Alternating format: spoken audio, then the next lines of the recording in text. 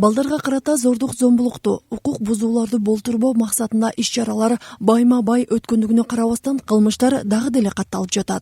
Мындан улам көйгөй менен күрөшүү токтоосуз улануусу зарылдыгы келип чыгат. Координациялык кеңешмеде көйгөй менен күрөшүү багытында аткарылып жаткан иштер тууралуу маалымат берилди. 2025 биринчи кварталдын саламаттык сактоо жана билим берүү тармагындагы көйгөйлүү маселелер жана жаңылыктарды кандай 12 жылдыкка өтөбүз, кандай биздин ооруканаларда көйгөй кандай, ошолордун баарын талкуулап туруп, коллегиянасында биз бүгүн баарын чечкенге аракеттенебиз.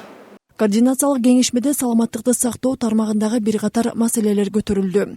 Кызамык, эхинококоз ооруларынын эпидемиологиялык абалы белгиленип, эне баланын өлүмүн болтурбоо багытындагы аракеттер айтылды. Сапплементация деп уже 5-6 жылдан бери канын аздын дарысын бюджет тарабынан берилип атат. Милдеттүү медициналык камсыздандыруу полиси ден соолукту жана медициналык жардамга муктаж болгон учурда каржылык колдоону камсыз кылат. Учурда милдеттүү полис 1840 сомдо түзүүдө. Камсыздандыруу 2024-жылы 42%га жеткенбиз. 3 айдын жыйынтыгы менен азыр 10% болуп атат.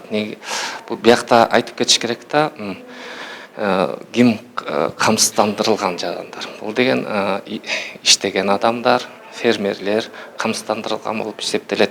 Жөлөк пул алгандар, военнослужащийлер, правоохранительдер камсыздандырылган болушат.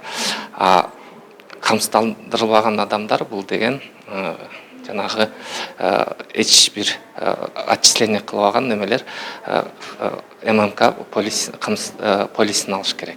Жаңы окуу жылынан баштап 0-класс деген болбойт. 2018-жылы төрүлгөн балдар 2-класска, 2019-жылкылар 1-класска кирет. Жыйында бул боюнча толук маалымат берилип, 12 жылдык билим берүүгө өтүүнүн өзгөчөлүктөрү белгиленди. Ошондой эле күн тартибине коюлган бардык маселелер боюнча тийиштүү кызматкерлерге тапшырмалар берилди.